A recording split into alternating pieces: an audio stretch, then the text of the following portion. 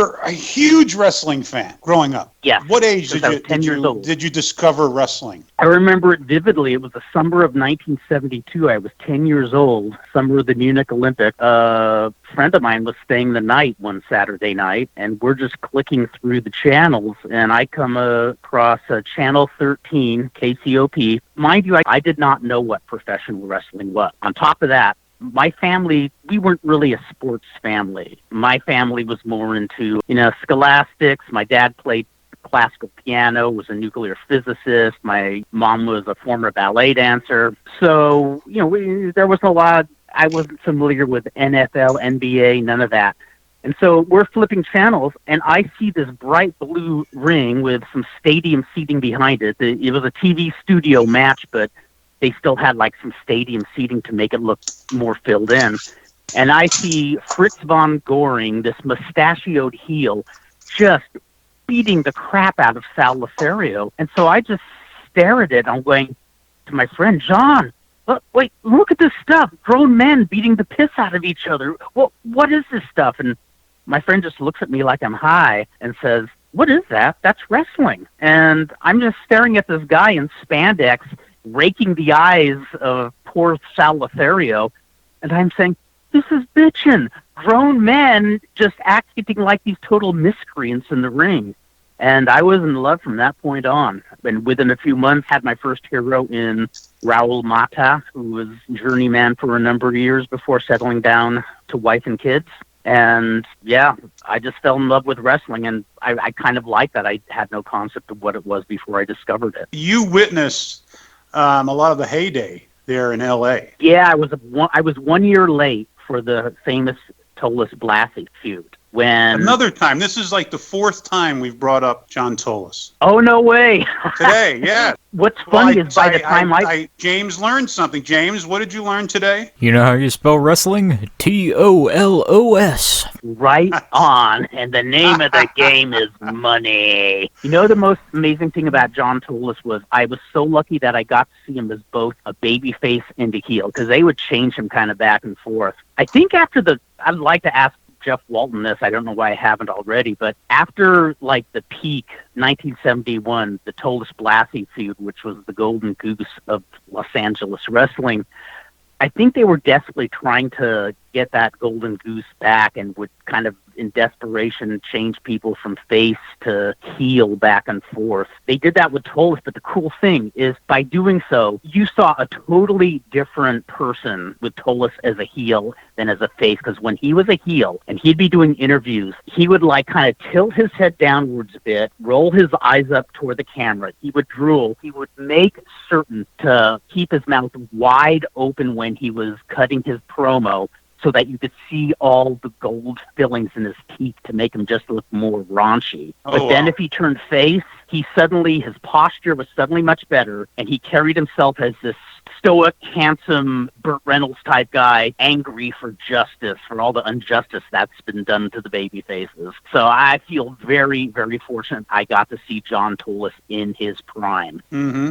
Mm-hmm. Well, I mean, it's just those little nuances back then. I mean, it's just brilliant. Absolutely brilliant. Back to Los Angeles, you saw the inception of Lucha Libre into the LA territory. That's what was also bitchin' is, the very first wrestling magazine I ever bought when I started watching was an issue of Lucha Libre magazine with Psychodelico on the cover, and that's because I went to school in a Latino neighborhood, and there was one of these tiny little mom-and-pop grocers down the street. We got a great mix of wrestlers from Mexico, right here in America, plus a little bit of England, too. We got people like Lord Patrick Roach, David Morgan, Steve Wright. Sure. And, what gave me the biggest rush were the wrestlers from Mexico. I mean, Raul Mata, like I said, he was one of Diablo Velasco's students. And that guy, I think, is probably the most underrated journeyman I have ever seen, and one of the best baby faces. We also had Tony Rocco, who also was pretty prolific in Mexico and was known for being a really underrated shooter, somebody you didn't screw with in the ring. And then the greatest gimmick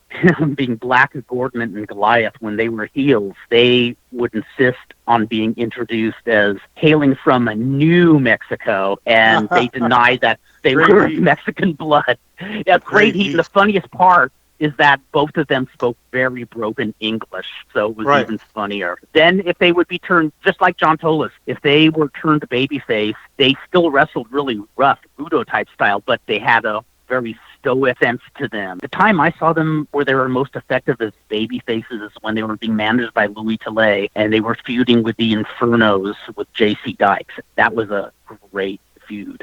And J.C. Dykes got some great heat. Let's talk about that for a second, because we've been reminiscing about the old days. And one of the major things is, of course, wrestlers today will never experience that level of heat that the heels did back then, unfortunately. Yes.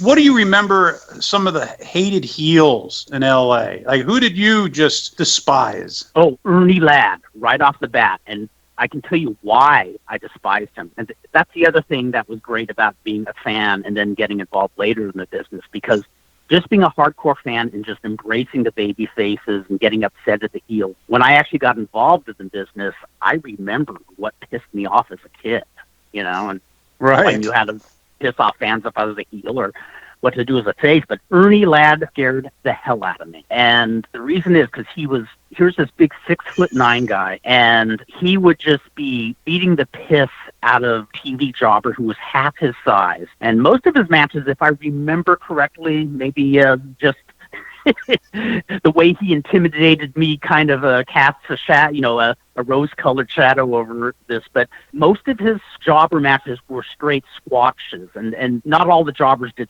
straight squashes for the heels and faces. But Ladd would not only squash his opponents, but he would torture them like a cat tortures a mouse, because he had that taped thumb, and for good measure, he'd start jabbing them in the throat, and that they'd start spitting up blood. Wow. And, it was amazing. And then by sheer dumb luck, they had a blow-off feud with Ernie Ladd and Mil Mascaras that first year I was watching. It was taped, but it wasn't for TV. However, I was just switching channels on a Saturday night, and I came across the Spanish station, and for some reason, they were showing that night's matches from probably a month earlier. So I got to see the Texas Death Match between Mil Mascaras and Ernie Ladd, and it finishes with Ernie Ladd defeating Mascaras in the Texas Death Match. And as Mascaras is lying there, flailing on the mat from terrible things Ladd did to him, Raul Mata, my hero, rushes into the ring with this look of rage on his face and starts wailing on Ladd. And Ladd sells the first couple of punches, but then rakes